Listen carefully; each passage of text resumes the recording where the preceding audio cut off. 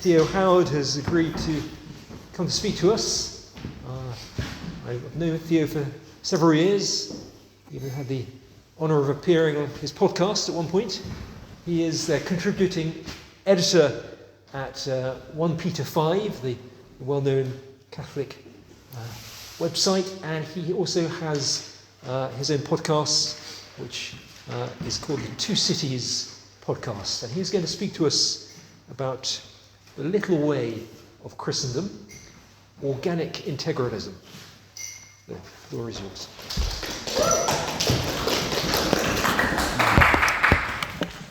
Just going to check that it's recording. Thank you very much, Father Cream. Yes, the title of my talk is The Little Way of Christendom, Organic Integralism.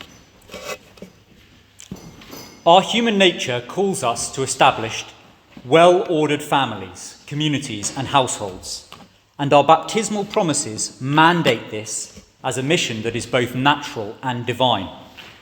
The Kingship of Christ is a dogma with not only religious content, but also moral and political content, and that is the responsibility of the laity. The Church militant must build up Christendom on this earth and in this life as a public expression of the reign of Christ.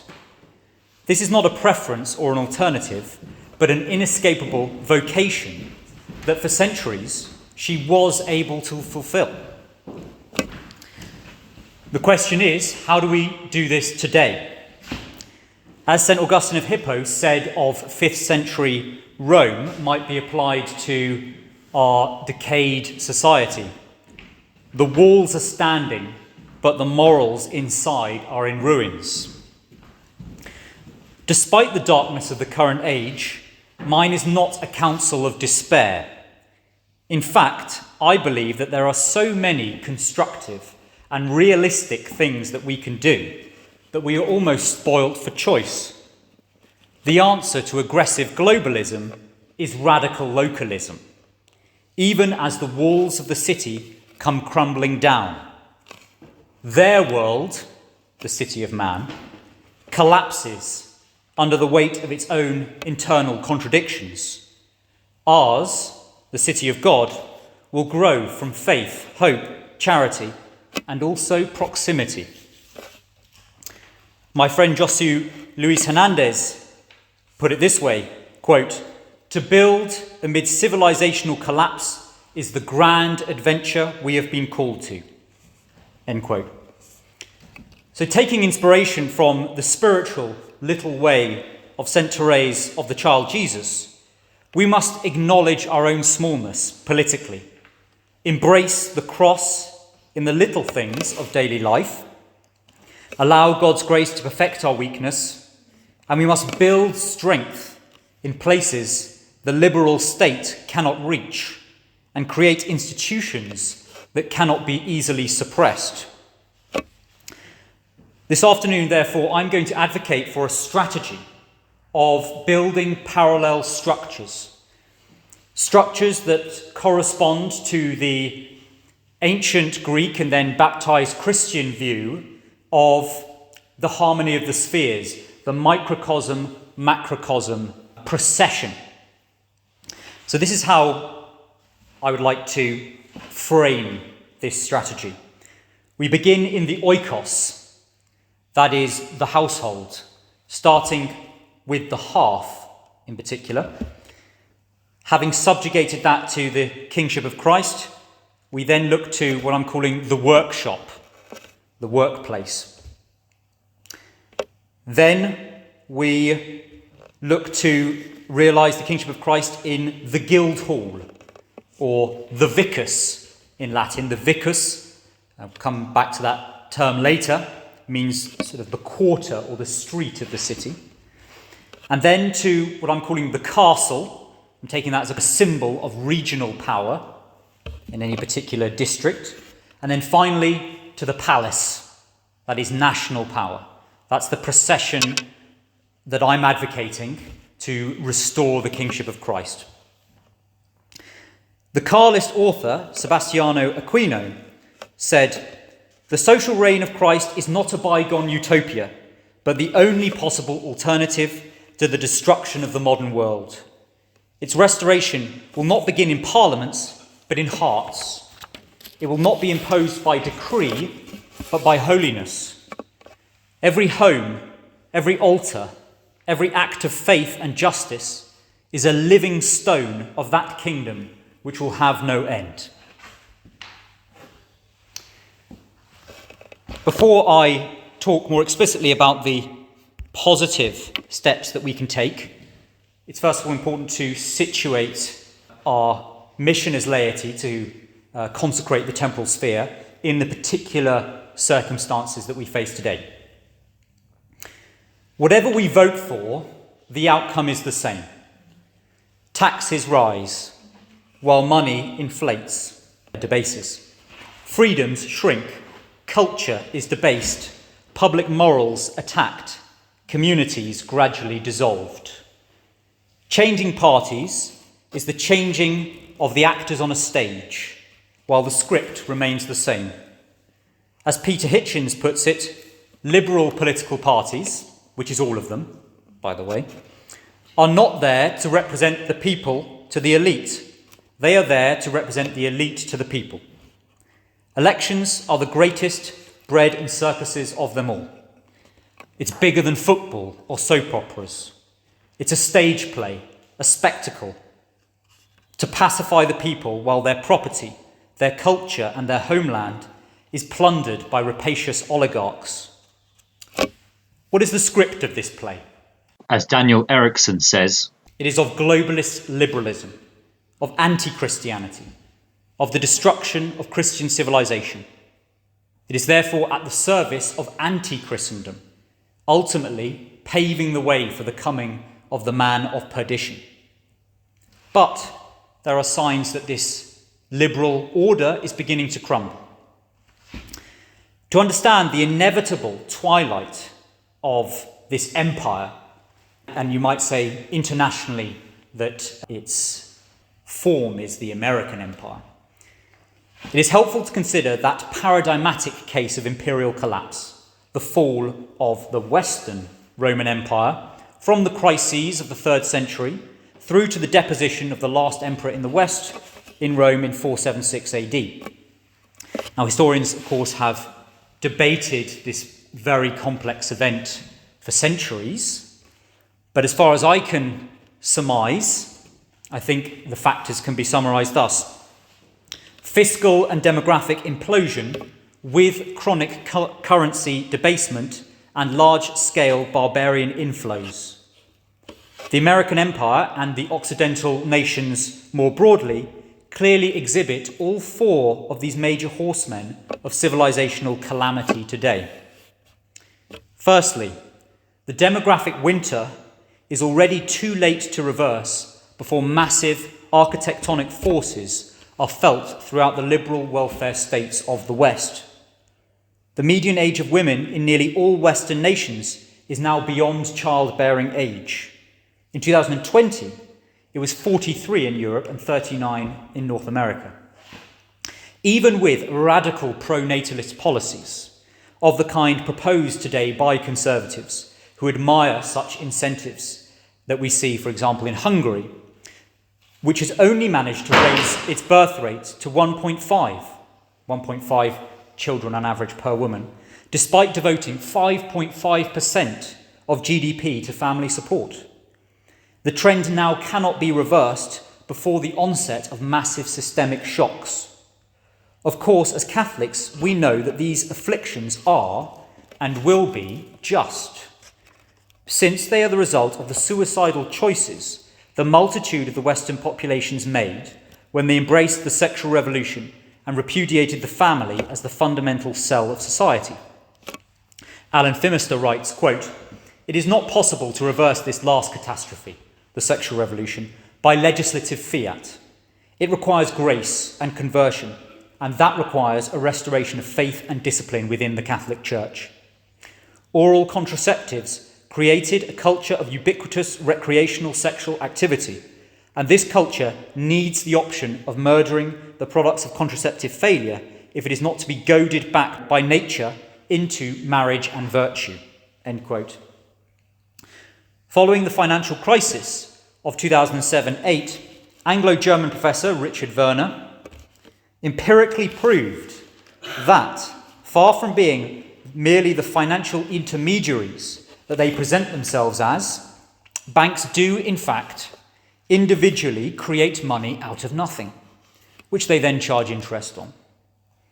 This is now admitted on the Bank of England website. This institutionalised combination of usury and fraud, the result of the Protestant and liberal Masonic revolutions, lies at the heart of contemporary terminal Western decline. Western countries all have structural fiscal deficits. We're hearing a lot about it at the moment with the November budget approaching. It's this issue which is getting worse and worse and worse and being put off more and more, i.e. a permanent imbalance between tax revenue and government spending. These permanent deficits exist no matter how poorly or how well the economy is doing. Felix Martin Antoniano writes, quote, "At present, all monetary expansion required by economic expansion is carried out by bank issues of credit lent at interest. Since the burden of interest imposes repayments greater than the issues, the maintenance of economic activities needs other loans equally loaded with interest. The effect is twofold: the inflation of prices to pay this rent for money, the accumulation of debts, industrial and public, which are collectively unpayable." End quote. Due to the continuous expansion of the money supply by private financial interests, there is a concurrent decline in purchasing power, just like in the falling Roman Empire. This continuous currency debasement, hallmark of civilizational decline, steadily erodes private savings, further incentivizing owners of capital to invest in assets and seek rent to protect their wealth. This dynamic has helped propel unstoppable asset price inflation and the consequent end of ownership that we are seeing in our time. The prospect of a hard-working family man living in modest comfort and acquiring some private property for his family is getting more and more beyond the reach of most Western men. The inner logic of compound interest steadily concentrates wealth into fewer and fewer hands, while the middle and working classes suffer more and more from an increasingly unreal economy that does not guarantee the material prosperity of the nation and condemns ever wider circles of the population to mere subsistence and debt slavery. To come on to our fourth horseman of catastrophe. The West is not dying because it is being invaded, it is being invaded because it is dying, because it committed suicide. Now, criticism of mass immigration has become the premier right-wing theme across the West, permitted by the regime, and it is misplaced. Not because it's per se entirely wrong, but because it effeminately locates the problem in the other and discourages Western man's examination of his own sins and apostasy, thus putting off the necessary repentance. What is neglected by the nationalist populist right is the fact that our interest-bearing, debt-created fiat money system must have growth on average over a period, or it will collapse under the weight of the unrepayable debt. Capitalism and the fiat banking system, therefore, must replace non-breeding European populations with immigrants, or they will die. But Erickson points out the state will not collapse uniformly. It will retreat incrementally. Services, investment, protection and security will be withdrawn first from hostile or politically low priority zones, meaning rural areas, struggling small towns and dissident minority enclaves. These regions will still technically exist under state jurisdiction, but practically they will be left to fend for themselves. This is already in fact visible in municipal bankruptcies, such as Birmingham. Police no-go zone admissions across Europe, and diminishing healthcare availability outside metropolitan zones. You see it even now every day. Roads with potholes, hospitals understaffed, more local power cuts, creaking infrastructure. When that vacuum opens, whoever has prepared parallel structures will become the de facto authority. For all of these reasons, I believe it is now past time to disabuse ourselves of misplaced optimism and any proposed courses of action which involve trying to work within liberalism and its structures to convert it from the inside. Catholics have tried this for decades, if not centuries, and it has not worked. Working within the frame of the enemies of the church, Catholics don't convert the liberal system converts us. New ideas and new visions are needed. The Carlist author Marco Benitez writes, "We will only get out of this loop, the left-right dialectic, when Catholics become aware that there is no need to look for a political cause outside tradition, since there has always been one that they are called to join, the restoration of the social reign of Christ." End quote. Spiritually, we should not rue the collapse of such an abominable system, but give glory to God for confirming his goodness by punishing the wicked and welcome the opening vistas of new possibilities that are emerging before us. What then are we to do in the current climate? As the historian Charles Coulomb argues, firstly, survive. Keep our faith and ourselves alive and intact through whatever storms the next decades bring us. These storms I've described: demographic winter, systemic collapse of complex systems, breakdown of law and order. They shall pass, if it's not the end of the world, leaving whatever wreckage they may leave. After that, we must strive to build upon whatever bits and pieces of the old order survive in our corner of the world. Let's go right back to essentials. John Senior wrote, quote, "No serious restitution of society or the church can occur without a return to the first principles, yes. But before principles, we must return to the ordinary reality which feeds the first principles," end quote. He argued that modern man has lost contact with the Creator because, first of all, he's lost contact with creation, which points towards the Creator. I see here we've got Father Vincent McNabb looking over us, who was one of the great proponents of the Back to the Land Catholic movement, which features in this overall vision. The Jesuit Eric Prajvara gave the advice, very simple but important advice: be what you are. If you are a father, be a good father. If you are a teacher, be a good teacher. If you are a priest, be a good priest. Above all, as we've seen, and as Pope Pius XI tells us in Quas Primas, Christ the King must reign in us first. He says in the encyclical we're studying today, quote, "He must reign in our hearts, which should spurn natural desires and love God above all things and cleave to him alone.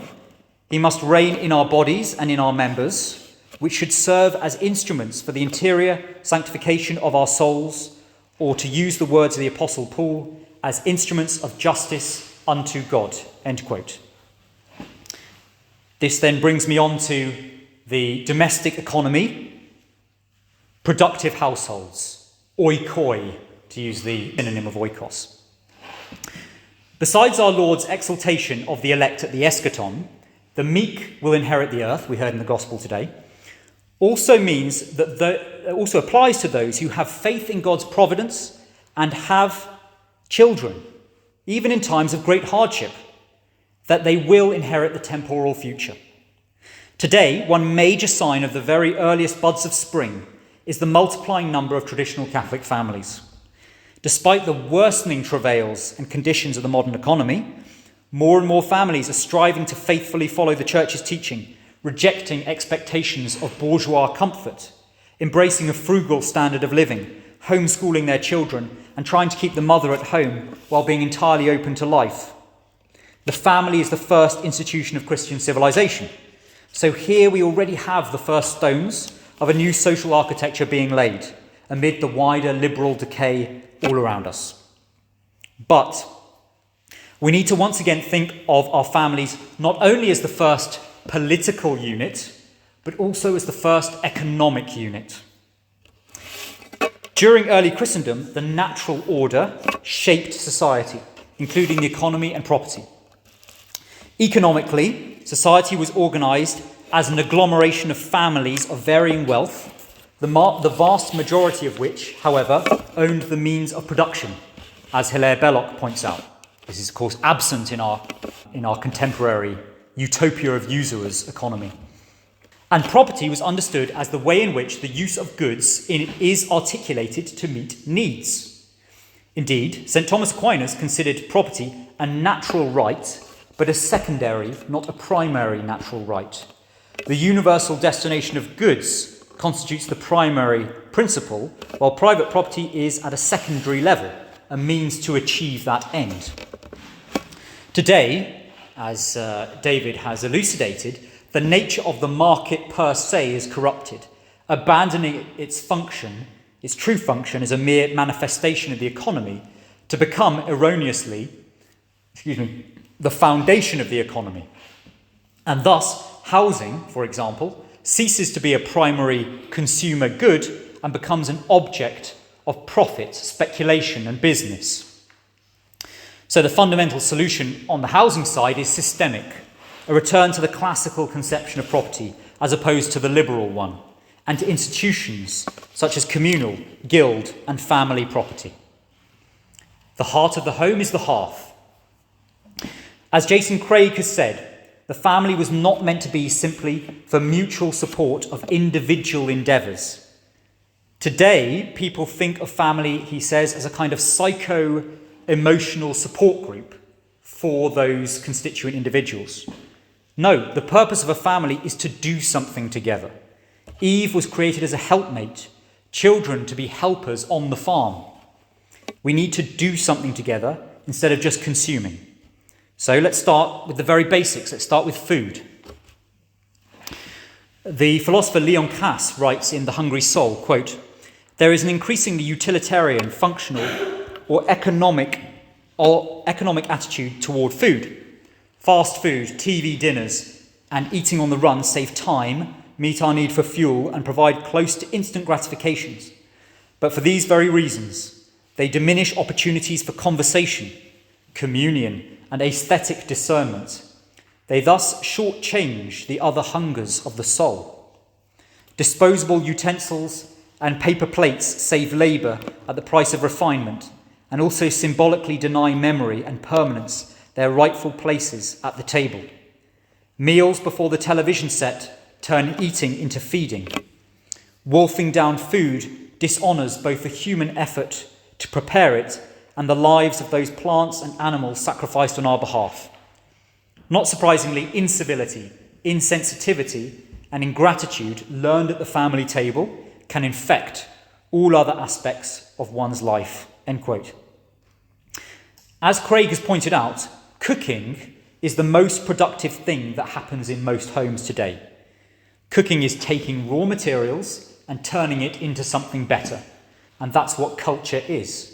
In fact, he says it's probably the only culture left in most homes, the only way in which homes actually produce things rather than just consume things. Catholic culture elevates the taking of food beyond the singular human need of nourishment to an occasion of communion with our family and friends. Feeding is transformed into dining. Meal times are a medium for the cultivation of friendship, mirth and merriment, feasting and celebration, and for the quickening of love. At the dining table, children, friendships, communities and nations are formed. Dietary customs dignify our homes and festivities, cultivate family cultures, connect us to nature and memorialise creation. Most importantly, the family table gives us an analogue, a dim resemblance by which to apprehend the sacred banquet that is the holy sacrifice of the Mass. We must therefore recover the liturgical rhythm of feasting and fasting.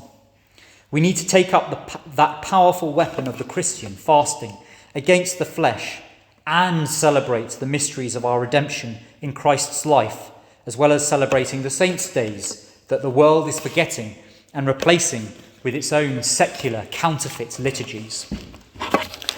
We should try to grow and cultivate some of our own food. There is a deep satisfaction in becoming a food producer rather than just a consumer. In France, kitchen gardens and the humble potager produce 20% of the fresh produce eaten. And during COVID, France's newspapers called Potager et Jardin les stars de confinement. Encouragingly, sales of chicks for home users increased by more than 5 times in America from March to June 2020, a trend indicating that people's confidence in mass food production systems is perhaps not as firm as we are led to believe. So this is a first step then in the half to being a productive household.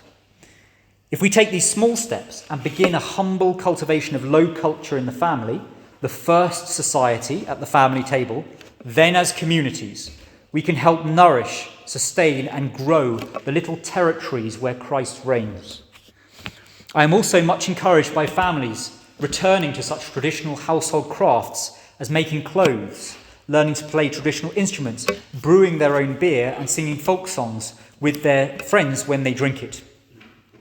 So we cook meals, then we eat and drink, then we sing. But the English have forgotten how to sing and have forgotten our songs. Nick Griffin points out, Our medieval ancestors sang as they went to work, as they worked, and when they stopped working.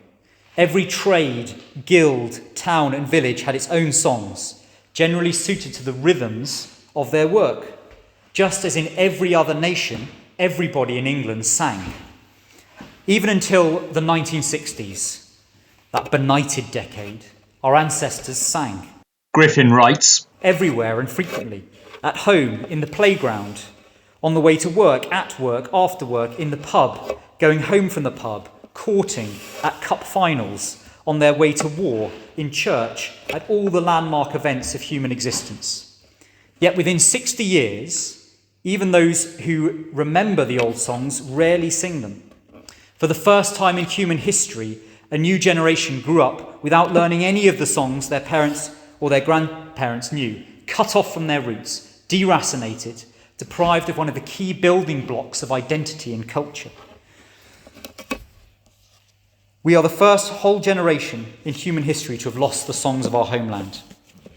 Yet collective singing of tunes and lyrics which are unique to the community, the region or the nation is a fundamental of human identity. Song is universal, but the actual songs are one of the key particular markers of identity. Hence, if we are to build a communal identity, we have to use song.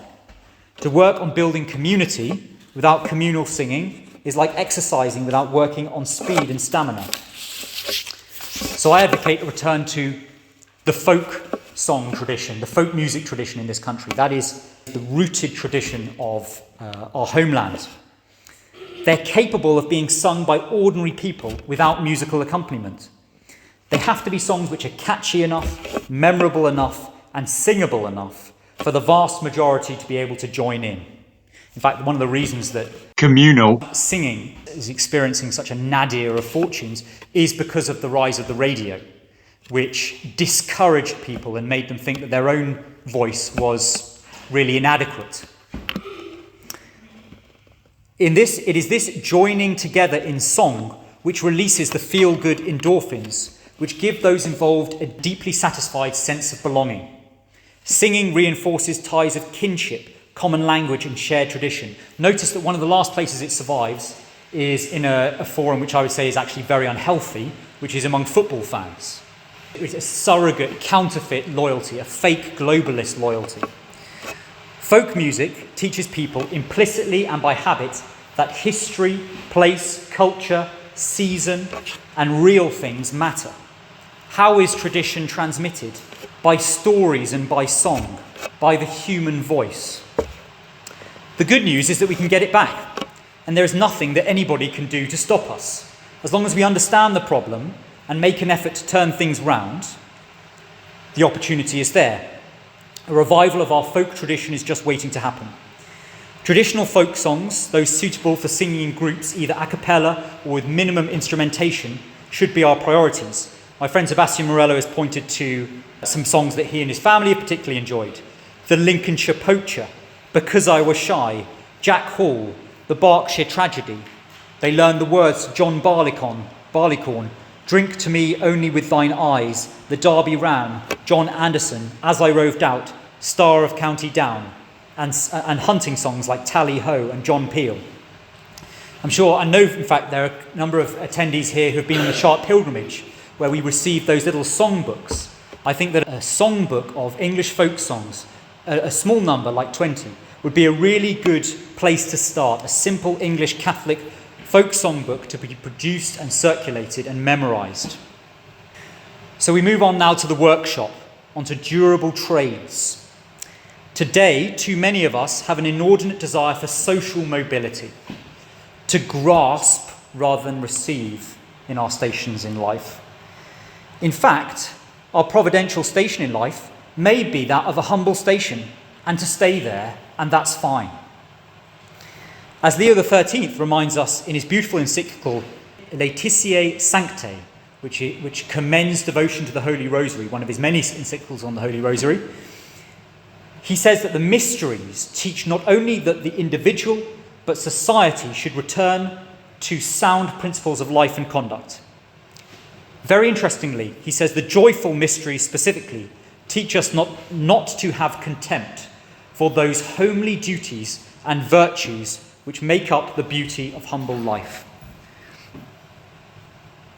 I'm going to quote from Leo a little bit extensively here because it's just so beautiful. He writes, quote, this is on the joyful mysteries. "Each one will thus be able to see for himself how easy, how abundant, how sweetly attractive are the lessons to be found therein for the leading of an honest life. Let us take our stand in front of that earthly and divine home of holiness, the house of Nazareth. How much we have to learn from the daily life which was led within its walls. What an all-perfect model of domestic society. Here we behold simplicity and purity of conduct, perfect agreement and unbroken harmony, mutual respect and love, not of the false and fleeting kind, but that which finds both its life and its charm in devotedness of service. Here is the patient industry which provides what is required for food and raiment, producing food, producing clothes, which does so in the sweat of the brow, which is contented with little, and which seeks rather to diminish the number of its wants than to multiply the sources of its wealth. Better than all, we find there that supreme peace of mind and gladness of soul, which never fail to accompany the possession of a tranquil conscience. These are precious examples of goodness, of modesty, of humility, of hard-working endurance, of kindness to others, of diligence in the small duties of daily life, and of other virtues. And once they have made their influence felt, they gradually take root in the soul, and in course of time fail not to bring about a happy change of mind and conduct. Then will each one begin to feel his work to be no longer lowly and irksome. St. Joseph the Worker, pray for us. But grateful and lightsome, and clothed with a certain joyousness by his sense of duty in discharging it conscientiously. Then will gentler manners everywhere prevail. Home life will be loved and esteemed.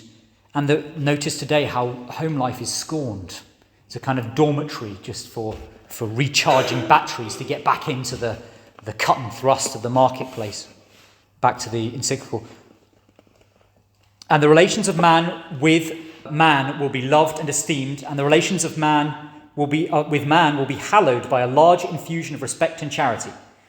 And if this betterment should go forth from the individual to the family and to the communities, and thence to the people at large, so that human life should be lifted up to this standard, no one will fail to feel how great and lasting indeed would be the gain which would be achieved for society. End quote. So following the little way of Christendom, we should encourage our sons, our nephews, our grandsons, to look to durable trades, to borrow the title of a book of that name by Rory Groves, very interesting. These are trades that produce things, rather than direct them towards lucrative, superficially lucrative maybe, but brittle, abstract and generally extractive jobs in technology, modern business and finance, usury.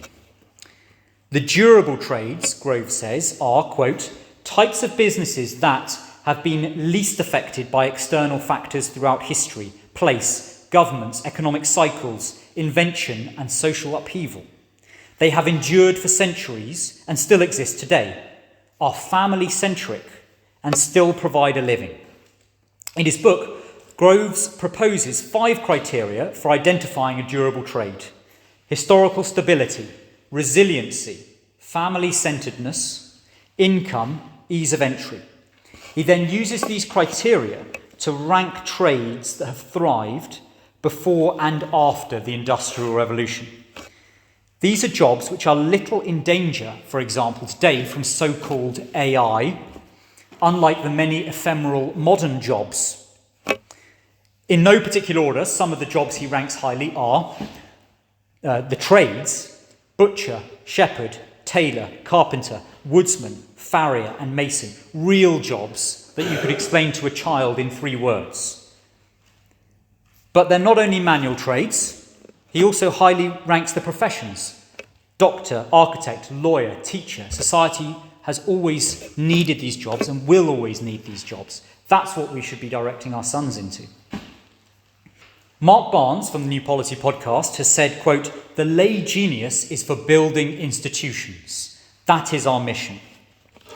And this corresponds to the corporate organisation of society requested by Pius XI. Pius XII. The corporate form of social life, and particularly of economic life, fosters Christian life for persons, communities, work and private property. We're coming on here to the Guildhall. An increasing problem that the revival of integral Catholic family life entails is that many well-remunerated jobs in the secular world are in some way participating in constructing anti-Christendom. We are too often building our own prison. The oligarchs have designed the economy such that the well-paid jobs, many of the well-paid jobs, in such sectors as business, technology, finance, government, bureaucracies, professional services, often involve building and maintaining Babylonian structures of sin. The corollary is that it is becoming nearly impossible for a publicly anti-liberal man to attain to senior positions in any organisation, including in many organisations which call themselves Catholic. I personally know many capable traditionalist Catholic men who have to scrape by in precarious junior positions because their organisations would never risk promoting them.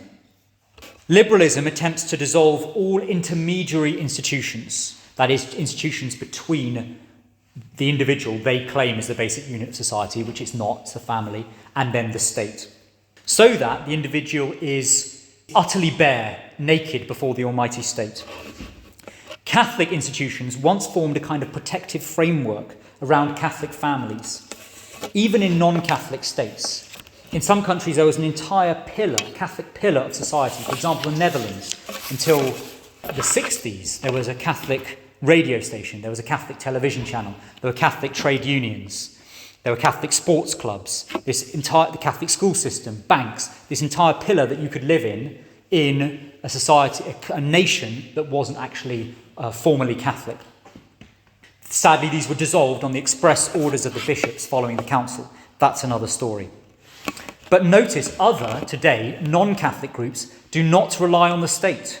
Daniel Erickson reminds us. They rely on themselves. Look at Muslims in East London and in northern cities, Jews in North London, Indians in West London. They organise as clans, extended families, networks. They use loyalty, marriage, money, and religion to build parallel communities. They protect their own, they promote their own, they advance their own interests. I'm not praising everything that they do, but we can learn from them. Erickson adds, because while the native people of Europe cling to the idea that the government will protect them, these groups never fully trusted the government. They trust each other, and that makes them resilient. We must accept that we are today pusilla gregis, little flocks of Christians left in our own homelands, which are governed by tyrannies, by latrocinium is the singular, a brigandage, St. Augustine calls it, of thieves, united only by a common avarice for division of loot. We cannot rely on the anti-Christian state. Should we have a preferential option for other Christians? The Church's answer is yes. Look to the book of Acts, chapter 11. The Christian community in Antioch, the early Christian community, sends aid to their Judean brethren during a time of hardship. Quote, "And in these days there came prophets from Jerusalem to Antioch, and one of them, named Agabus, rising up, signified by the Spirit that there should be a great famine over the whole world, which came to pass under Claudius. And the disciples, every man according to his ability, proposed to send relief to the brethren who dwelt in Judea, which also they did, sending it to the ancients by the hands of Barnabas and Saul." End quote. Notice that the charity and corporal works of mercy of the ancient Christians was not indiscriminate, but began with the Christian community, their brethren. This corresponds with what St. Paul teaches in Galatians 6:10. Quote, "As we have opportunity, let us do good to all, but especially to those who are of the household of faith. Our Lord says, 'A new commandment I give you, that you love one another, even as I have loved you. By this, all men will know that you are my disciples.'" St. John Chrysostom comments on Galatians 6, "Let us do good to all men," he says, St. Paul, "but especially to those of the household of faith. Not that we should neglect others, but that those bound to us by the ties of faith should enjoy a larger share." This is the ordo amoris that's actually interestingly been in public discourse recently, which has been good to see, that St. Thomas writes about. Quote, "We ought, out of charity, to succour first those who are most closely united to us." End quote. Charity begins at home. Therefore, our way as Catholics must be our own. It must be rooted in our Catholic tradition, our culture, our history. We build on family, kinship, voluntary association, friendships, but above all on shared faith. We already have the basic networks of solidarity and organisations. We're sitting in them right now, our parishes. In the Middle Ages, the parish was not only the basic spiritual community, but it was also the basic temporal community, and I believe that it can be so again. If we refuse to adapt, if we continue to think of ourselves as part of the dying liberal order, then we will steadily lose everything: our freedoms, our property, our children, and eventually even our faith. But if we accept reality and act accordingly, then even as a small minority of society, we can remain strong, influential, and capable of shaping the future.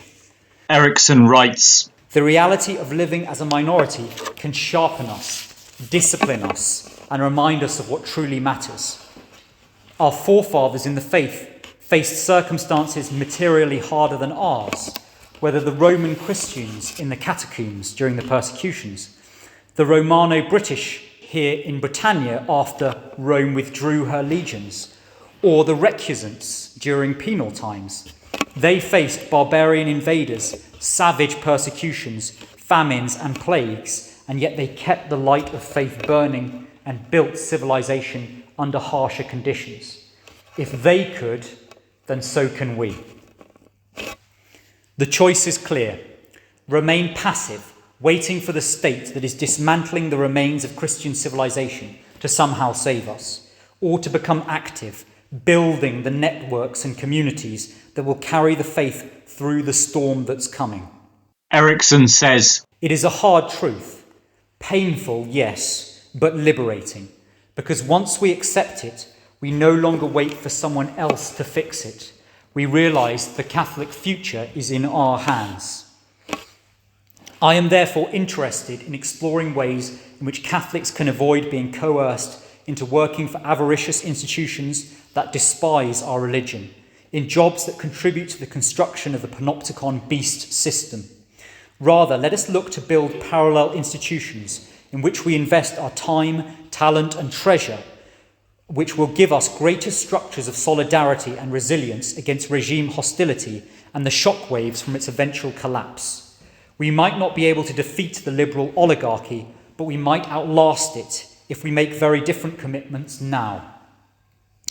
What we need to reconstitute a Catholic social order are refounded lay institutions. I talked about proximity earlier. Where we live shapes our lives. We should choose towns, villages or neighbourhoods around good parishes. Even a handful of families in the same area can change the atmosphere completely. We must think long term. Land is not a speculative asset. It is a security, a fortress for our progeny. Following the ongoing formation of Catholic families, of oikoi, we next need Catholic intermediary institutions, communities, businesses, guilds, commons, craft workshops, sports clubs, almshouses, orders of knighthood, and credit unions. The natural and Christian political order, with its institutions and intermediate societies, is the most propitious context for all men to direct their lives towards virtue. New technologies like remote working can be leveraged to gradually transition Catholic families from wage earning in Babylonian structures to productive domestic economies and local businesses. So some ideas for businesses, for example. Erickson observes, In education, the hunger for real learning hasn't disappeared, even as educational standards and literacy continues to fall. If anything, the hunger is stronger. People want meaning, roots, competence. They want to think sharper, live stronger, prepare better. So I envision some kind of classical education platform, not a school or a think tank, but a fortress of wisdom and learning for people who are tired of cultural Marxism and denatured educational institutions. Courses could cover history from a Catholic perspective, classical philosophy, rhetoric and debate, homeschooling basics, physical training, art, and of course the faith. We could start simple with pre-recorded videos, downloadable materials, maybe live seminars with Q&A for members. There could be a charge per course or an offering of subscriptions, split revenue with creators. This isn't just education, it's building parallel intellectual infrastructure. Unlike trying to reform existing institutions, this doesn't need decades or millions of pounds, just teachers, structure and belief that we have something worth teaching. As the monks of the early Middle Ages maintained not only Christianity, but classical pagan learning, so can we preserve and transmit the treasures of the Western canon for future generations while the barbarians circle. A second idea, drawing from Erickson, a Catholic online market. What if we could hire an accountant, a designer, a translator, a solicitor, a doctor, a copywriter or developer, and know they share our faith? What if we could work and get paid without worrying about being cancelled for what you believe? That's the parallel market, a freelance platform for people who don't want to fund their own destruction. Clients would post jobs, everything from book layouts to podcast editing to programming. Freelancers would then create their portfolios, set rates. A small team would manage quality, community standards. But it's not just about income. Erickson writes, It's about loyalty economies. Working for people who are fellow Christians. Hire people who live by the same laws of Christ and his church. Keeping money within our community. This would make us have less dependence on hostile platforms, stronger professional networks. And it would provide meaningful work for people who want to contribute, but they're not necessarily frontline activists. Not everyone's a speaker or is a qualified professional, but everyone has skills and needs support. Why send money to strangers who hate you when you could invest in people building the future alongside you? Learning our lesson from the last 60 years of the church crisis, such projects would also need to be lay-governed, explicitly traditional, therefore anti-liberal, professing the social kingship of Christ, thus ensuring they would be protected from being denatured by liberalism and modernism. We must change our perspective. We must stop asking how we can participate in or take over the liberal system. We must start asking how we can build new things, something parallel, something of our own. When a system begins to collapse, the question is who steps into the vacuum? The answer, history tells us, is always those who are organised. We can build schools, businesses, hospitals, economic networks, small things at first, but each one a durable stone in a new social architecture. And the beauty of it, the system has no answer to it. They know how to control political parties. They know how to censor speech and communication. They know how to cancel employees. But what can they do about a group of families surrounding their own sports club, their own brewery, their own parish? What can they do about neighbours who support each other with jobs, childcare and security? This is how real political power can be built, quietly, steadily, beneath the radar. While the politicians argue on television about policies and issues that will never matter, we build something that actually does. Erickson writes, When the crisis deepens, as it will, people will look for alternatives. When the government cannot maintain the electricity grid, when the police cannot keep the streets safe, people will ask, who can? If we have built the structures, the networks, the communities, then we can be the answer. History shows that when empires collapse, it is those who are organised, who can provide what the crumbling state cannot, who shape the future. We must build what cannot be voted away, or cannot be cancelled or suppressed by a hostile law.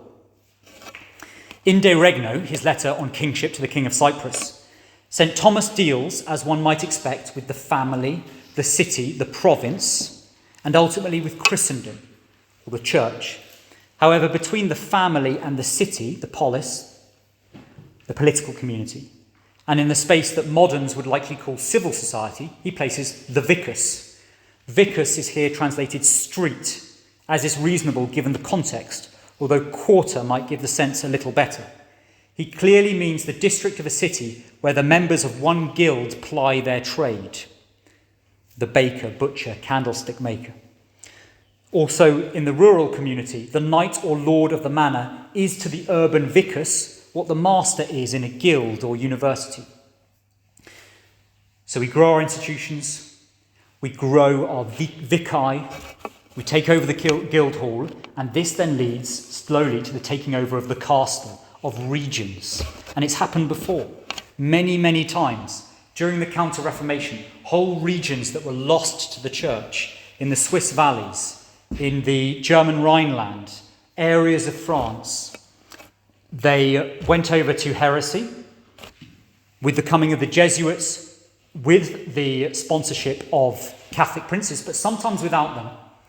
With the preaching of new orders like the Theatines, these areas were steadily taken back. Just read the life of St. Francis de Sales, for example. It's even happened in more recent times.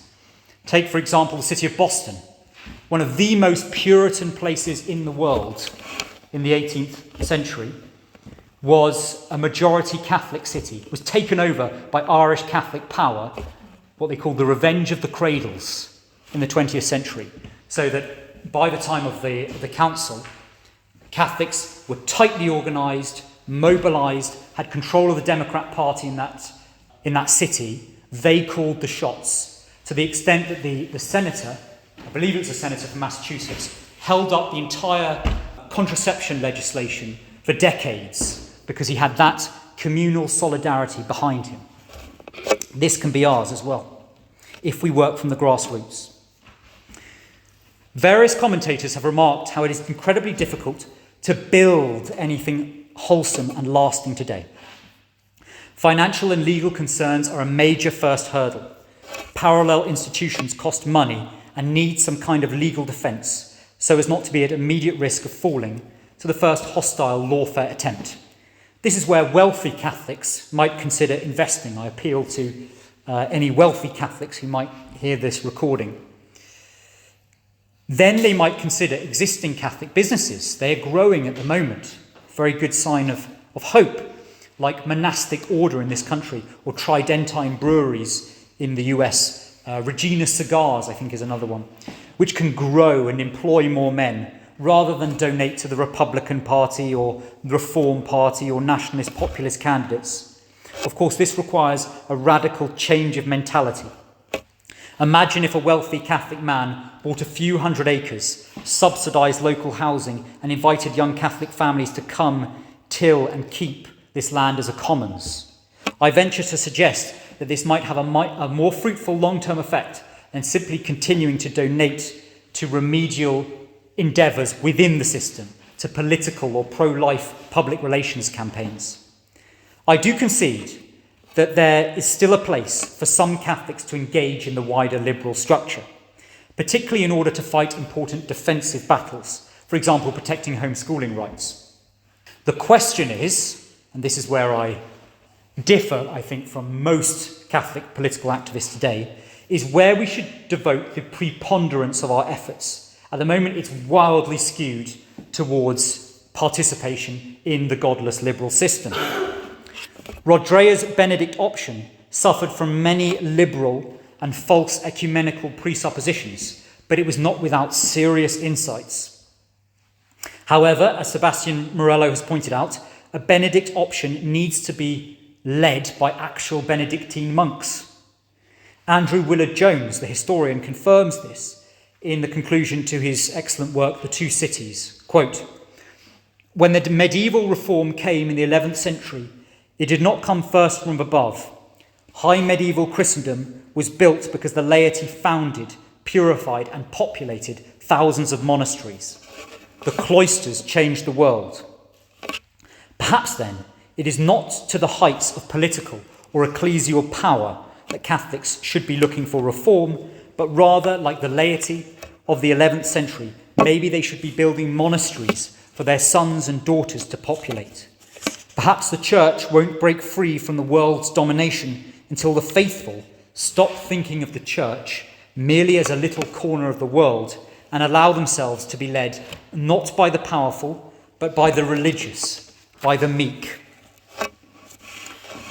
Our Lord says in the Gospel of St. Matthew, quote, "But when they persecute you in this city, flee ye into another, for verily I say unto you, ye shall not have gone over the cities of Israel till the Son of Man be come."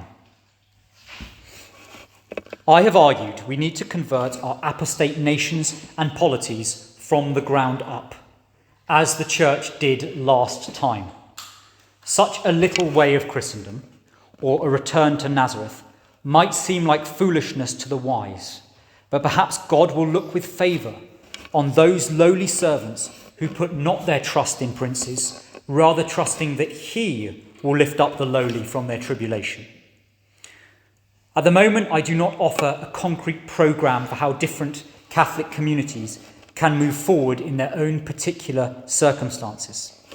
Following the principle of subsidiarity, a universal programme would be antithetical in any case, but I am interested in sharing ideas with anybody who is thinking about the Catholic future rather than lamenting the collapse of the godless liberal past. So please do pass on my contact details to anybody who's interested in having constructive conversations.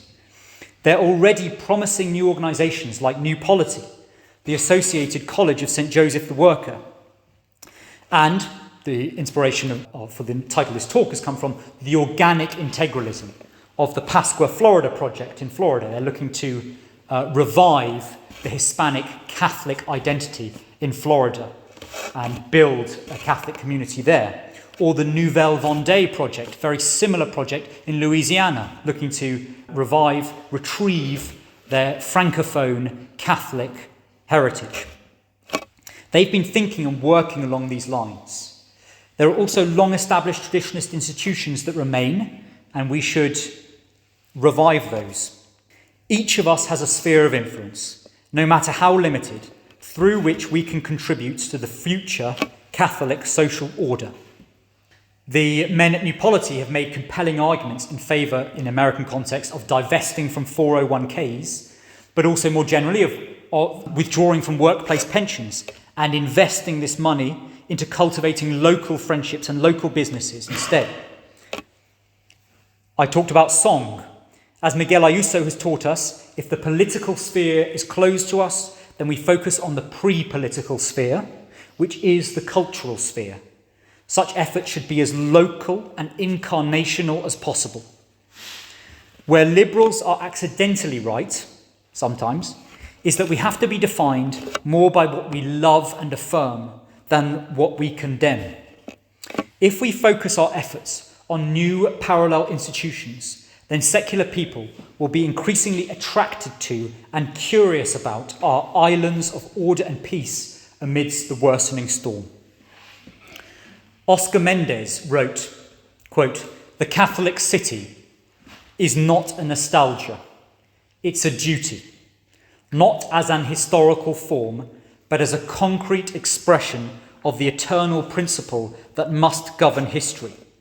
We return to it not through archaeology, but through fidelity, because order is not invented, it is received." End quote. Ultimately, there is no choice for lay Catholics today but to strive to subject the temporal order to Christ the King. God will decide whether we're successful or not. What matters is that we try. With its escalating persecution and depravity, the liberal regime is extending the warfare and dissension that characterises tyranny into our homes. As Sebastian Morello has put it, we will either have Christendom or martyrdom. Those are the only choices now. There is no enduring option of bourgeois liberal comfort, thank God. I encounter many people who say that the current temporal panorama is depressing. I say, on the contrary, it's cause to rejoice. St. Paul writes in Romans, quote, "By whom also we have access through faith into the grace wherein we stand, and glory in the hope of the glory of the sons of God. And not only so, but we glory also in tribulations, knowing that tribulation worketh patience." May all the saints orate pro nobis. Thank you very much for listening.